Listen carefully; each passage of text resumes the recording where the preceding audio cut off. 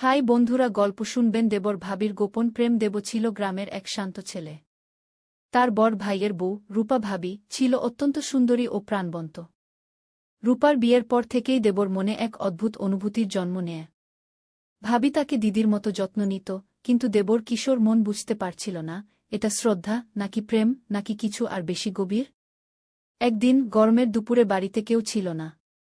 রূপা ভাবি দেবকে ডেকে পাঠালেন খেতে। রান্নাঘরের সেই মুহূর্তে তাদের চোখে চোখ পড়ে গেল। মুহূর্তটা ছিল থমথমে।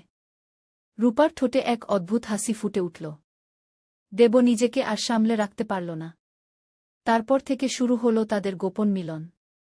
রাতের অন্ধকারে উঠোনের কোণে চুপি চুপি চিঠি লেখা, চোখের ইশারায় মনের কথা বলা, সবই চলল দিনের পর দিন।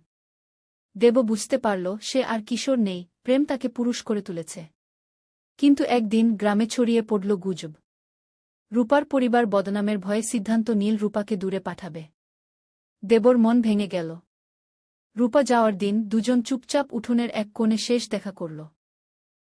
রূপা দেবর কানে ফিসফিস করে বলল, ভালোবাসা কোনোদিন মরে না দেব, শুধু লুকিয়ে থাকে।